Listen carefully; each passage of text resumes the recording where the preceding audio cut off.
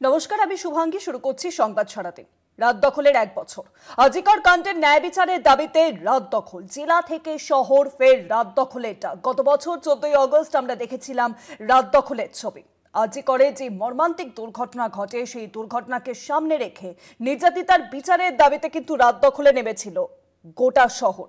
শুধু শহর নয়, জেলাবাসীও কিন্তু নেমেছিল এই রাত দখলে। আজ 1 বছর পর সেই ছবিটা বলা যেতে পারে প্রায় একই। আজকেও 14ই আগস্টের রাত, স্বাধীনতা দিবসের আগের দিনই এই মুহূর্তে রাত দখল চলছে। দুতরফের ছবি দেখাচ্ছি, শ্যামবাজার আর রুবির মোড়ের। এই মুহূর্তে চলে যাব আমরা শ্যামবাজারে। শ্যামবাজার থেকে সরাসরি রয়েছেন আমাদের প্রতিনিধি শাশ্বতী রায়। শাশ্বতী, শ্যামবাজারের ছবিটা যদি দর্শকদের জন্য তুলে ধরো তুমি। এই বেকার যুব জীবনকে ব্যবহার করা, বেকারত্বের যন্ত্রণাকে ব্যবহার করে তাদেরকে প্রতিক্রিয়াশীল কাজে পৌঁছে দেওয়ার কাজ করছে শাসক আমাদের রাজ্যের মাঝে, সারা দেশের মাঝে। একেবারে শুভাঙ্গী, গত 2024-এর 14ই আগস্টের রাত এই জায়গাটায় আমি ছিলাম এবং আজকে সেখানে অবস্থানরত, এবং তার সঙ্গে সঙ্গে এখানে যে জমায়েত সেই ছবিটা আমি তোমাকে দেখো। একেবারেই বলা যায় যে গত 14ই আগস্টে আজিকরের নির্যাতিতার একেবারে প্রতিবাদে যে স্বতঃস্ফূর্ত মানুষের আহ্বান ছিল, সেই ছবিটা কিন্তু এবার কিছুটা হলেও মানুষের জমায়েত হচ্ছে, মানুষ ভিড় বাড়াচ্ছেন শ্যামবাজার মোড়ে। তবে গত বছর যে ছবি দেখা গেছিল, কার্যত ফেটে পড়েছিল কলকাতা, সাধারণ মানুষের স্বতঃস্ফূর্ত উপস্থিতি পড়েছিল, সেখানে কোথাও গিয়ে হয়তো রাজনৈতিক রং লেগেছে। আজকে শ্যামবাজার 5 মাথার মোড় থেকে কিছুটা দূরত্বে এসএফআই ডিওয়াইএফআই এর নেতৃত্বে এই মঞ্চ চলছে, যেটিকে বৃহত্তম চত্বর হিসেবে তারা চিহ্নিত করেছেন। এবং অপরদিকে হাতিবাগানের ট্রাম ডিপোর সামনে সেখানে অভয়া মঞ্চ এবং ডক্টর ফ্রন্টের তরফ থেকে একটি মঞ্চ গঠন করা হয়েছে এবং সেখানে কিছু মানুষ সংগঠিত হয়ে প্রতিবাদ জানাচ্ছেন এবং রাত দখলের আহ্বান জানাচ্ছেন।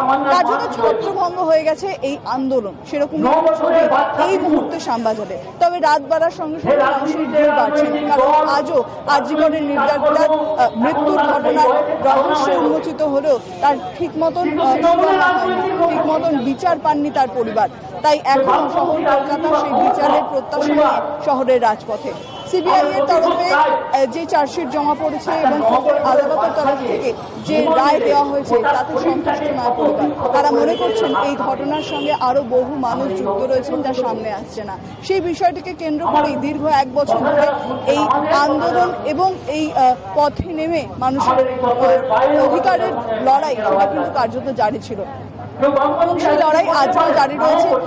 সেখান থেকে দাঁড়িয়ে আজকে 14ই আগস্টের রাত অভয়া মঞ্চে যে মঞ্চ তৈরি হয়েছে, সেখানে রাত 12টায় স্বাধীন পতাকা উত্তোলন করবেন তারা এবং ডক্টরস ফ্রন্টের তরফ থেকে অনেকেই রয়েছেন সেখানে। তবে গত বছরের যে ছবি আমার চোখের সামনে ধরা পড়েছিল এবং তারপর যে নৃশংস ঘটনা কার্যত বলা যায় আজিকরের এমার্জেন্সি ওয়ার্ডে ঘটেছিল, কার্যত ছত্রভঙ্গ করে দেওয়া হয়েছিল সমস্ত এমার্জেন্সি ওয়ার্ডটিকে। সেই ছবি দেখতে পেয়েছিল শহর কলকাতা, সেই পরিস্থিতিতে দাঁড়িয়ে আজকে বলা যায় মানুষ অনেকটাই নিষ্পৃহ হয়ে যাচ্ছে এবং অনেক সাধারণ মানুষ যারা এখন মনে করেন যে পথে নেমে নিজেদের অধিকার চেয়ে নেওয়া বা এই আজিকরের নির্যাতিতার মৃত্যুর ঘটনায় তার 1 বছর পূর্ণ হওয়ার পরও বিচারের আশায় যারা আজকেও পথে নামছেন, তারা কিন্তু ধীরে ধীরে সংগঠিত হচ্ছেন শ্যামবাজার।